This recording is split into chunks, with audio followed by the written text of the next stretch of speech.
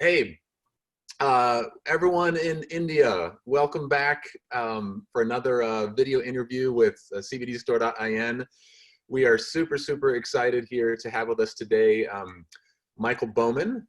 Michael is about as top tier legend as you can get in the hemp and CBD cannabis industry. I'm just going to list off a few bullets of everything Michael has had going in his life. He's the founding chair of the National Hemp Association, co-founder of First Crop CBD, which is a social good CBD brand based out of New Mexico. He was the author of Section 7606 of the 2014 Farm Bill, which for the first time since 1933 made it legal for farmers to grow hemp in the United States.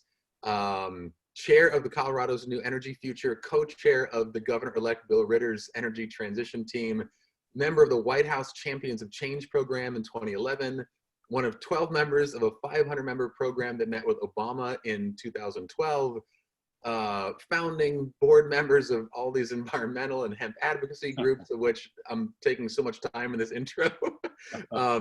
You're a next generation fellow at Columbia University's American Assembly, and in 2008 recipient of the Gamma Sigma Delta Significant Achievement in Agriculture by Colorado State University. And I could still go on.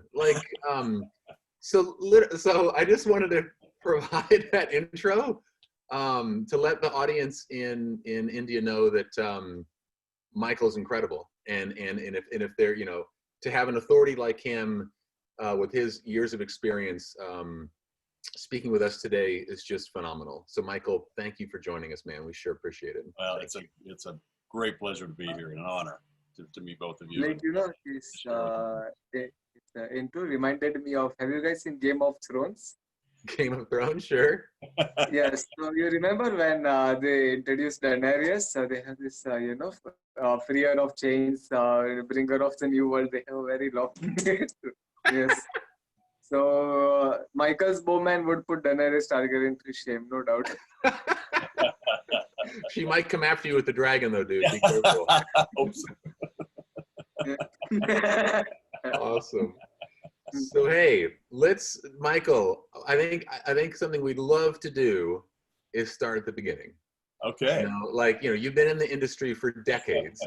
Dude, what is the origin story? What was the start for you? So we're so curious to hear it. Well, my origin story, which leads to my really interesting origin story, is I grew up on a farm and a ranching operation in eastern Colorado on a ranch. My dad was a great conservationist and really focused on soils and rich soil, carbon-rich soils, and managed grazing. And as part of that, as I grew up, I got to be involved with Alan Savory at Holistic Management International in this project in Zimbabwe, and just south of Victoria Falls.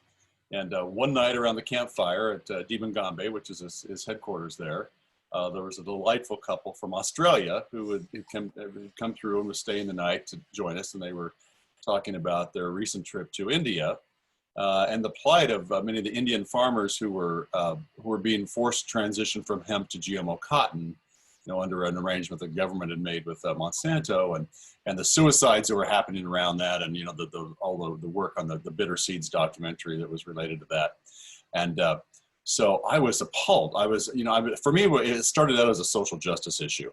Keep in mind, our farm was far enough west in the United States that by the time prohibition was put in place, they were just breaking land out in there. So hemp was never a crop in our part of the United States. So all I knew that we had ditchweed that the geese flying from Canada south in the winters would drop into the low areas, and we'd have ditchweed we'd need to kill. But I just knew nothing about the crop. So as I was listening to their story and the plight of the Indian farmer, what was going on, I started studying the plant, and I'm thinking, wait a minute, why is this illegal, and how did this happen? And this is a travesty on a whole scale of issues. And why don't we get it legalized? So I went back and started. I was very involved in kind of public policy in Colorado anyway, and I was looking for some champions that would help me go back to the legislature, somebody in the Department of Agriculture, anybody who would listen to the story and about this crop and what we could use it. I saw it after I learned more about the crop. Saw it as a very I thought a transition crop for us, those of us in the central part of the United States that were growing corn over the Ogallala Aquifer. We were pulling up, pristine fossil water out of the ground with coal-fired power out of Wyoming to grow a crop that had to be subsidized by our government while we were draining the aquifer. It was just, you couldn't have put together and managed a more unsustainable system than what we've managed to do in the Central Great Plains. So I saw this as a transition crop, something that was better for the environment, something that was going to give us more opportunity to create products and economic activity for our small towns, and our small farmers, and so went down that path. It took me about 6 years before I finally found someone who was willing to be a champion in Colorado, which was then at the time the Deputy Commissioner of Agriculture in Colorado, and then what year was this approximately? This had been 2006. Okay. And then I had the pleasure of and the honor of meeting a wonderful woman by the name of Linda Parker in Denver, who was an urban activist. So you had me as a kind of a rural activist and an urban activist who were both very interested in this. And we started doing quarterly education meetings in Denver. The Canadian consulate, the woman who was the agricultural consul there, was a very good friend of mine. And so they would open up once a quarter. We would bring in legislators or sheriffs or lawyers or mothers, and they'd beam in people from Canada into their boardroom there at the Canadian consulate, and we'd have a Q&A session and just try to get people comfortable with what this was. And we did that for 4 years. And then in 2010, we were able to get our state legislature with enough work to pass a resolution saying we should legalize hemp again. It was a bipartisan resolution passed unanimously by the House and Senate. And so we were on our way. We really kind of tipped the scales in Colorado with that. And so then the next year we were able to propose a small pilot project for Colorado State University to plant hemp on some of the burned forest lands that had happened that year before in the fires for ground cover. Yeah. And we're just trying to, with policy like this, you're going to just tip your toe in, and you never get a full bite. You got to just take little bites to get where you want to go. And then in 2012, we managed to be one sentence in Amendment 64 when we ended prohibition of the cannabis plant in its entirety in Colorado. So we were off to the races. We were the first governmental entity in the world to end prohibition, and so our farmers had the constitutional right to grow hemp. And then we were ending the prohibition on the cannabis and the marijuana side as well. And so we formed the National Hemp Association. We continued to work with states to legalize their knowing that in our system, in our republic system, it's not often that Congress does some sweeping change just on its own. It's always going to come from the bottom up. You got to get enough, and it's happened this way with every amendment to our Constitution. Almost any good federal project just starts with pressure from the states and get enough states to make Congress act. So we knew that was our mission, and so we continued to work with the states, passing passing the hemp bills at the state level, and by June of 13, then we had 20 some states at that point. We were in the middle of our every 5 years we passed a new farm bill, and we were in the throes of that series of farm bills. And so we watched with great interest, because we had lots of hope that in the Senate that we were going to get a kind of a broader bill passed, and it failed miserably in the Senate. 88-12. There was no appetite in the U.S. Senate in the upper chamber for anything related to hemp. So what year was this now? This was in the summer of 2013. This is 2013. Okay, this is the year before the 2014. Yeah. Right. And so, the farm, they'd had several extensions of the old farm bill. It was supposed to be a 2012 farm bill. And of course, Congress couldn't agree on anything at then even. So dragged into 2013 and eventually became the 2014 farm bill. But the 7606 amendment passed on June 19th of 2013, late in the evening. I had an American flag made from hemp fabric. So that Jared Polis, who argued the amendment for us on the floor, would had something in his hand to show for it. And anyway, we won that vote. It ultimately became embedded into the bill that was signed in January of 14. So it's called the 2014 Farm Bill. But that flag that we had made for Jared in his hand, we were able to fly over the U.S. Capitol on July 4th of 2013 secretly.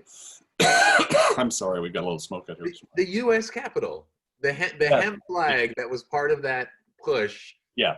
To basically legalize the growing of hemp in the United States. We went quietly to the Capitol Architect's office the next day after the bill passed, and asked them if they would work with us to fly this flag over the Capitol, but we'd like to keep it quiet because we didn't want anybody, the DEA or anybody interfering, because they would. And so we were able to do that. It flew. The story broke. And on July 4th, went around the world. It was that story was everywhere. And